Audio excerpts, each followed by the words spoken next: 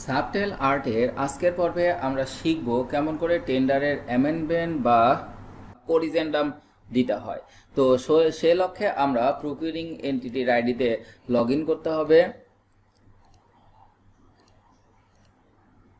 Procuring এন্টিটির ID থেকে tender tab থেকে মাই টেন্ডারে এসে আমাদের কাঙ্ক্ষিত যে টেন্ডারটি যেটাতে আমরা সংশোধন করব সেটা খুঁজে বের করতে হবে। তাহলে সে টেন্ডারটা অবশ্যই লাইভ অবস্থায় থাকবে। তাহলে আমরা লাইভে ক্লিক করলাম। এখন আমাদের টেন্ডার আইডিটি হচ্ছে 101483। এই টেন্ডারটিতে আমাদের অ্যামেন্ডমেন্ট বা করিজেন্ডাম দিতে হবে।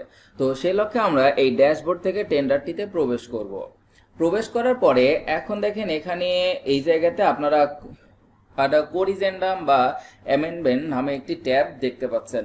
তো আমরা এখন এই করিজেন্ডাম বা অ্যামেন্ডমেন্ট ট্যাবে ক্লিক করব। এরপরে দেখেন এখানে ফ্লোট করিজেন্ডাম অ্যামেন্ডমেন্ট বা অ্যাডেন্ডাম এরকম একটা অপশন আছে এবং যেখানে শুধুমাত্র একটিই অপশন আছে হচ্ছে প্রিপেয়ার। তো আমরা এখন এই প্রিপেয়ারে ক্লিক করব। প্রিপেয়ার করতে গেলে আমার প্রথমে অ্যামেন্ডমেন্ট বা করিজেন্ডাম টেক্সট লাগবে, যে আমার এখানে আমি কি করব বা কি সংশোধন করব বা এটা আমার উদ্দেশ্য কি, এরকম কিছু একটা টেক্সট দিতে হবে। তো আমি এখানে লিখব যে some changes are made in the TDS section.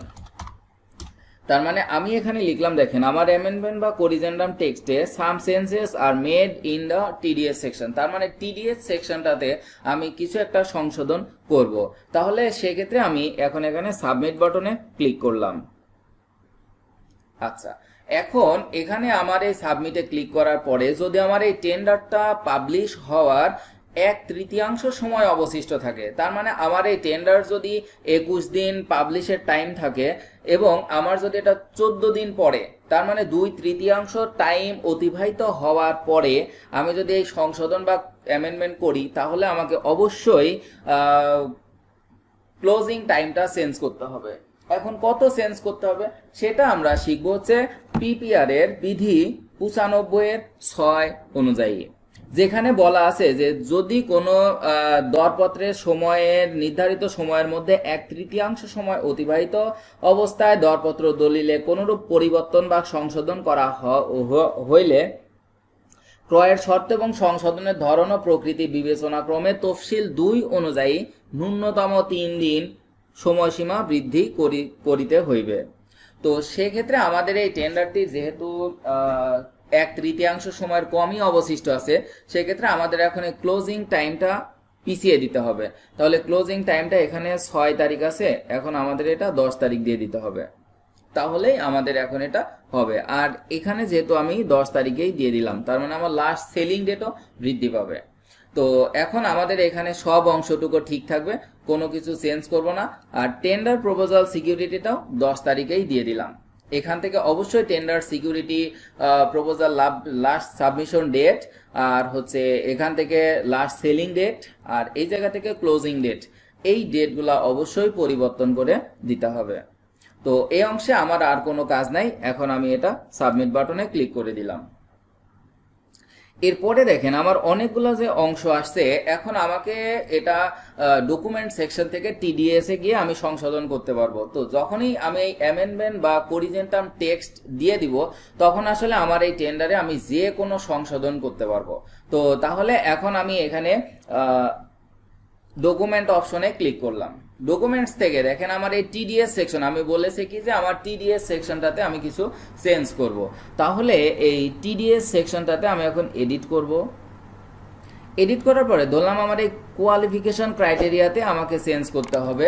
তাহলে কোয়ালিফিকেশন ক্রাইটেরিয়া আমি এখন এডিট করব।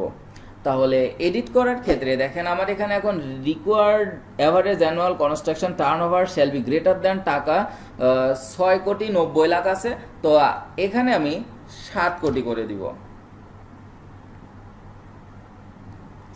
এটাই আর কি আমাদের মেইনলি এর চেঞ্জটা ছিল।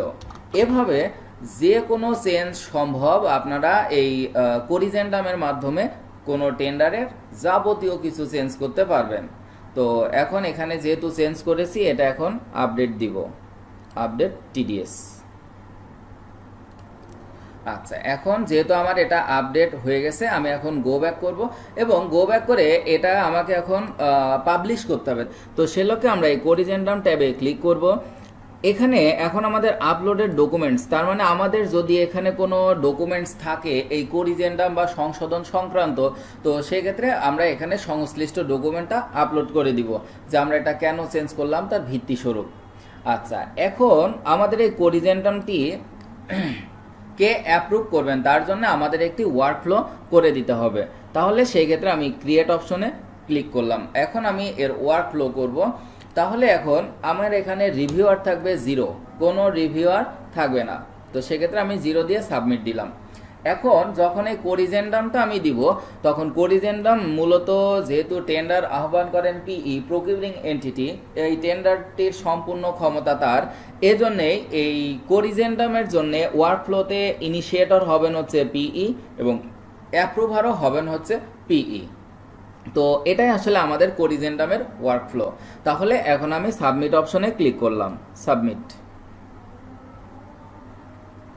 এরপরে দেখেন এই কোরিজেন্ডামটা কিন্তু এখন আমরা আবার চাইলে আবার এডিট করতে পারবো এবং এখান থেকে আমাদের এখন এটা পাবলিশ করতে হবে। তাহলে এই কোরিজেন্ডামটি সকল ঠিকাদার আবার দেখতে পাবে।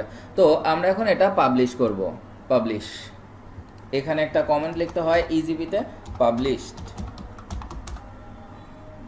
আচ্ছা, আর এখান থেকে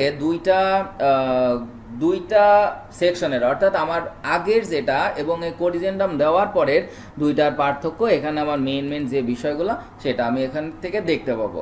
তো এখানে আমার আগে লাস্ট সেলিং ডেট ছিল হচ্ছে 6/8, এখন হলো 10/8। এভাবে আমরা এই অংশগুলা দেখে আমাদের ওকে থাকলে আমরা পাবলিশ বাটনে ক্লিক করে দিব, পাবলিশ। তাহলে দেখেন এখন এখানে লেখা আসছে যে অ্যামেন্ডমেন্ট ওয়ার্ক কোরিজেন্ডাম ইস্যুড 1, তার মানে আমি একবার অ্যামেন্ডমেন্ট বা কোরিজেন্ডাম করেছি। এভাবে আপনারা চাইলে অ্যামেন্ডমেন্ট করার মাধ্যমে আপনাদের টেন্ডারের যে কোনো ভুল সংশোধন করতে পারবেন, তবে অবশ্যই টেন্ডারটা ক্লোজিংয়ের আগ পর্যন্ত সময়ে। তো আশা করি সবাই বুঝতে পেরেছেন। যদি কোনো সমস্যা থাকে বা কনফিউশন থাকে তাহলে অবশ্যই কমেন্ট করবেন। সাবটেল আর্ট চ্যানেলটি সাবস্ক্রাইব করে সঙ্গে থাকবেন। সবাইকে ধন্যবাদ।